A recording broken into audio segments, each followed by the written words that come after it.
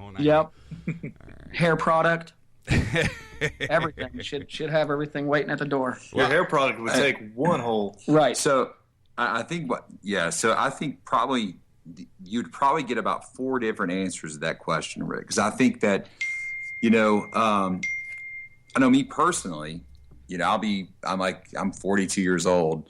I just don't know, let's hypothetical it for us just a second. So let's say Sony Records came to us and was like, guys, you guys are going to be the next big thing. We're going to offer you, a great record contract, and you're going to tour all over the world and do all this stuff. And, I would probably be the one in the band that would probably struggle with that. I would say the most, even though I would love to do that. It's so hard.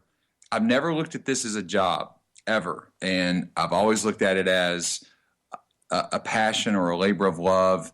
And my thing is that, of course, I say this now, but of course, it's not happened. But at that point, I think it would be a job for me, and which is something that, I'm not trying not to be a very materialistic person and try not to let money get in the way of, my passions. So I'd probably be the guy in the band that everybody'd have to be like, pull me and be like, come on, man. He'd definitely be the hardest part to make it a group.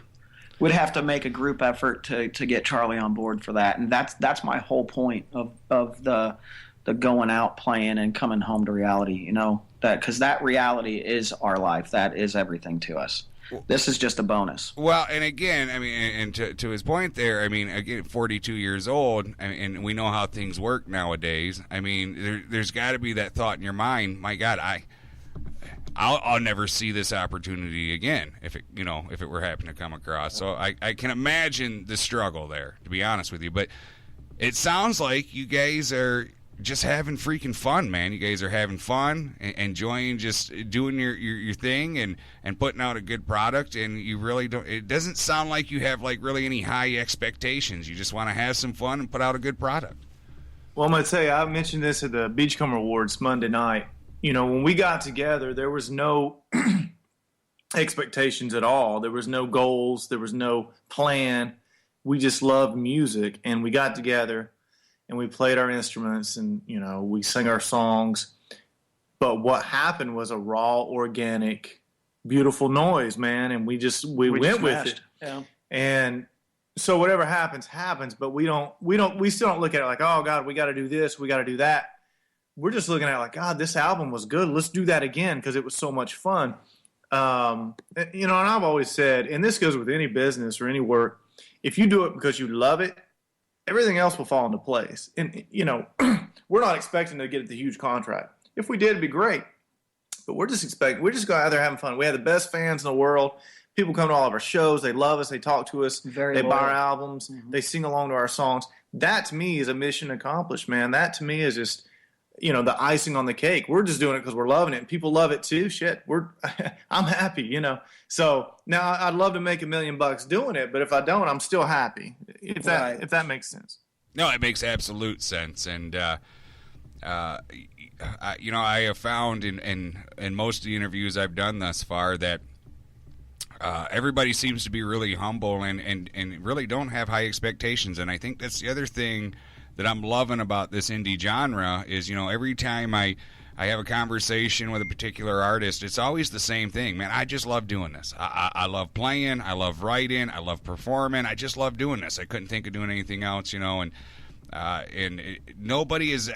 anybody I've ever talked to has never really come off as having like really high expectations or desperate to get that big contract, Well, when we were in at the Beachcomber Awards, there were some people that had the chip on the shoulder. I won't lie to you. There were some assholes, but for the most part, and the ones we got along with, and the interesting thing, the most talented artists that were there were the nicest. They were the nicest people. And the ones that weren't really that good were the ones that had the chip on their shoulder. You know what? I can honestly tell you guys, and I swear to this, and actually Peggy and Kim can back me up on this. I have heard that more than not from artists. I honestly have. It's weird, and whenever this subject has come up, they've said the same thing. The weird thing is that the ones that were really good were the nice ones, and the ones that were kind of exactly. Yeah.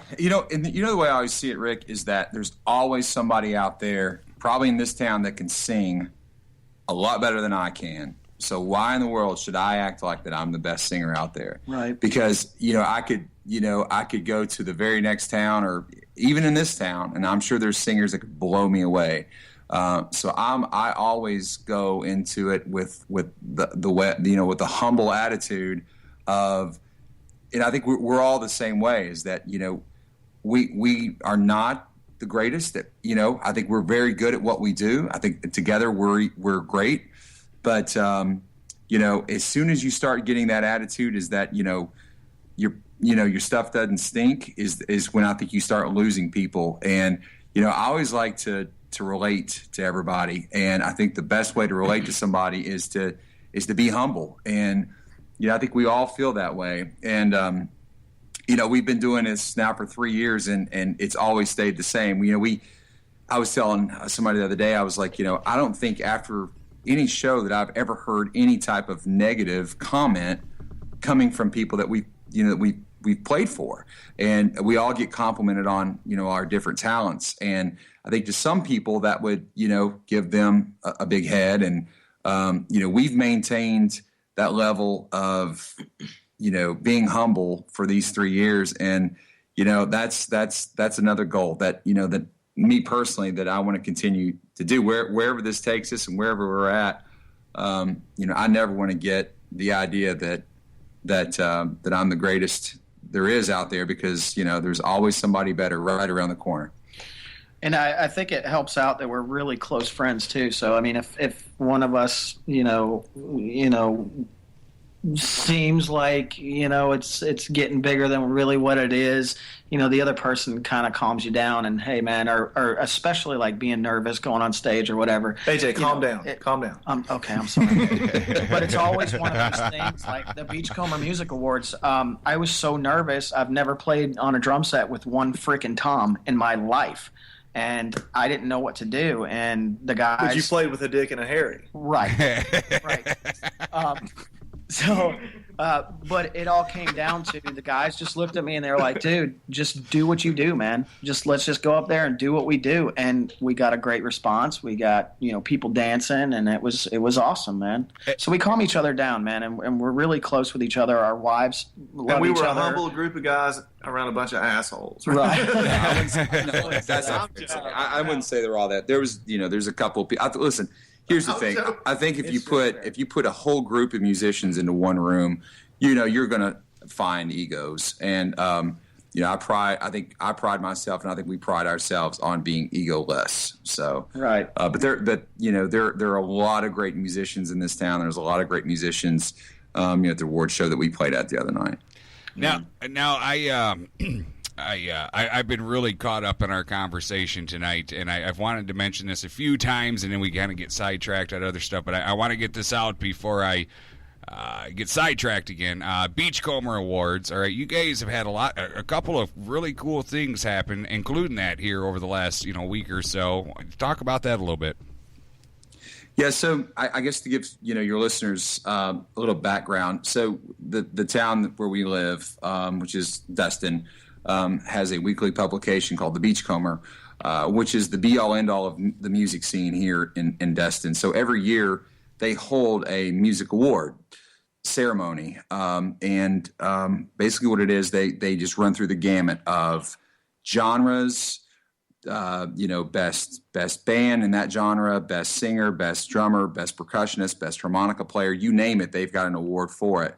And a couple months ago, there was the voting for that, and there was 2 rounds. The first round, you had your nominations, and each category would have about 10 nominations, and then people would vote to get that down to 3 nominations, and then out of that, then there would be a winner. So we were nominated for 8 categories. Those categories were best rock band, best cover band, best album, best song, best overall band, best singer, best drummer, and best bass player. So out of those 8 nominations. The guitarist didn't get anything. I wasn't going to bring that up. that was a misprint. That was something. So That's actually true. So out of those nominations, we ended up winning 7 awards. The only award we did not win was Best Band, but we did win Best Rock Band, Best Cover Band, and so it was a great honor to be recognized among our peers, and to be able to take home that many awards. Listen, dude, 7 out of 8. I mean, talk about being humble. 7 out of 8 is freaking phenomenal, dude. Yeah, we're very honored by that. I mean, it was very we think we have the greatest fans in the world, which we do, and to be recognized in front of all of our peers was talk about humbling. It was very humbling, and we were very honored to be able to take home seven awards. We were hoping that we were just glad to be nominated, right? So right, we went into the show thinking, hey man, if we don't take anything home, at least we were just nominated. So we were very grateful for that. But we were up against some really hardcore, just badass, phenomenal musicians. And so it wasn't like it was just your average garage band. These guys are amazing. And so was this just like a presentation show, or did you actually perform? We performed. So it was a presentation show, and what they would do is in different segments they would have different bands performed, and so we had a slot there for about 30 minutes. We performed pretty much most of our originals, and we threw in a couple of covers there as well. It's a cool event. It was a really cool event. Yeah. And speaking of cool events, this weekend you guys have got a couple of cool events coming up. Hell yeah. We do, man. We're heading out Friday morning, driving down to Daytona for Bike Week, and we're playing at the Iron Horse on Friday night, David Allen Coe's place. How cool and then, is that? Yeah, it's going to be a good time. And then Saturday night we're playing at Destination Daytona. Excuse me, biggest event. It's going to be the big. So it's thousands of people are going to be down there. And again, man, we're honored, we're humbled and honored to be able to part of that. All right, listen, fellas, if you got a few more minutes to hang out with me, what I'd like to do here is throw some more Kickstand Jenny in right quick, give us another breather, and I want to come back and if you got time, have you guys take care of some maintenance for me. Sounds good, man. All right, everybody, don't you go anywhere. I'm hanging out here with Kickstand Jenny. Here they are with Why.